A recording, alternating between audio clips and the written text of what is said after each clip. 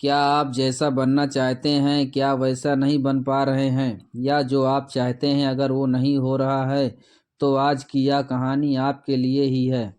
दोस्तों, इस कहानी को ध्यान से अंत तक ज़रूर सुनना। दोस्तों, अगर आप इस कहानी को अंत तक ध्यान से सुनते हैं तो आपको इस कहानी से कुछ ऐसा सीखने को मिलने वाला है जो आपके लाइफ में बहुत ही काम आने वाला है। इसलिए इस कहानी को अंत तक अवश्य सुने। दोस्तों, आज आपके पास जो कुछ भी है वो इसलिए नहीं है कि आपकी किस्मत में इतना ही लिखा था या आपकी किस्मत ही खराब है, बल्कि वह इसलिए है क्योंकि आप इतना ही डिजलप करते हैं। दोस्तों, यह प्रकृति बड़ी ही न्यायप्रिय है। ये उसे उतना ही देती है जितने का वह हकदार होता है, चाहे वो ज्ञान हो चाहे वो धन। अभी आपके पास उतना ही है जितने के आप हकदार हैं, लेकिन अगर आपको इससे भी ज़्यादा चाहिए तो आपको उसके काबिल बनना होगा। दोस्तों, कौन सा ऐसा गुण है जो आपको काबिल बना सकता है? क्या आप उस गुण के बारे में जानना चाहते हैं? तो आप गौतम बुद्ध के जीवन की इस कहानी को ध्यान से ज़रूर सुने। दोस्तों, इस कहानी को समझिएगा, बल्कि अपने भीतर उतर जाने दीजिएगा बिना समय के गंवाए। चलिए कहानी को शुरुआत करते हैं। गौतम बुद्ध के जीवन की शिक्षापद कहानी जो आपका जीवन बदल देगी। दोस्तों, एक बार गौतम बुद्ध को एक सभा में भाषण करना था, और जब सभा का समय हुआ तब बुद्ध आए और बिना कुछ बोले वहाँ से चले गए। तकरीबन 100 से भी ज़्यादा लोग बुद्ध का उस सभा में इंतज़ार कर रहे थे, और बुद्ध के इस तरह के व्यवहार को देखकर सभी लोग बहुत चौंके, लेकिन किसी ने भी बुद्ध से कोई प्रश्न नहीं किया।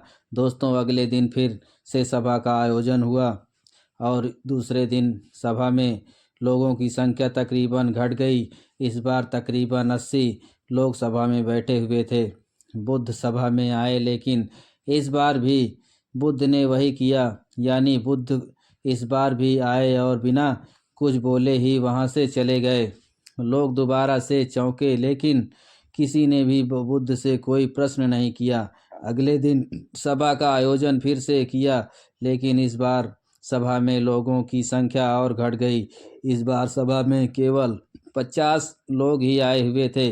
बुद्ध सभा में फिर से आए और उन्होंने इधर उधर देखा और बिना कुछ बोले सभा से चले गए।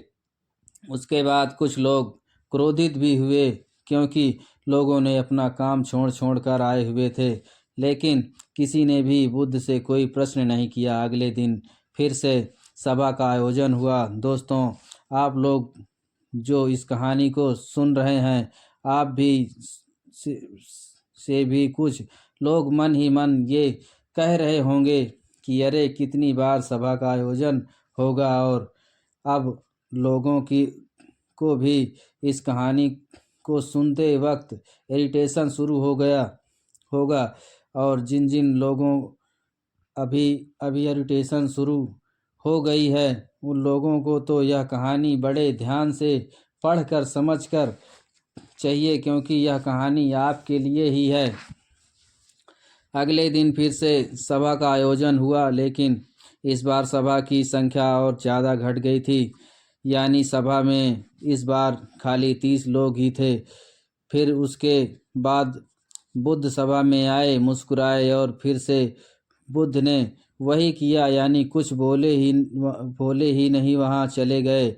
इस बार भी लोग बहुत क्रोधित हुए, और लोगों ने पीछे से कुछ कहा भी और बड़बड़ाए भी, लेकिन बुद्ध ने उनके किसी भी प्रश्न का उत्तर नहीं दिया। दोस्तों, अगले दिन फिर से सभा का आयोजन हुआ, और इस बार लोगों की संख्या बहुत ज़्यादा घट गई थी, यानी इस बार सभा कुल मिलाकर खाली 15 लोग ही आए थे।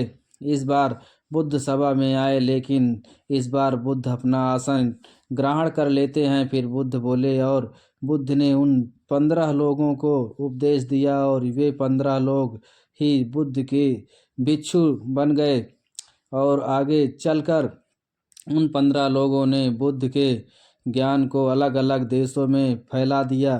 फिर एक दिन किसी ने बुद्ध से पूछा, बुद्ध आप कई दिनों तक बिना बोले ही सभा से क्यों चले जाते थे?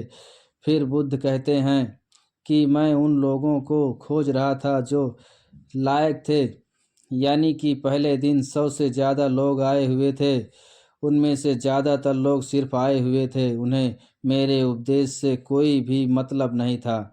वे बस आए हुए थे और उसमें से ज़्यादातर लोग सिर्फ देखने और सुनने आए हुए थे कि सभा में क्या होता है।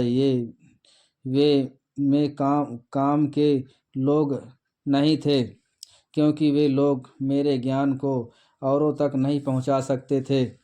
मुझे तो उन लोगों की खोज थी जो मेरे ज्ञान को जन जन तक पहुंचा सके। कई दिनों तक सभा में बिना किए वे कौन लोग हैं जिनके भीतर में वास्तव में प्यास है?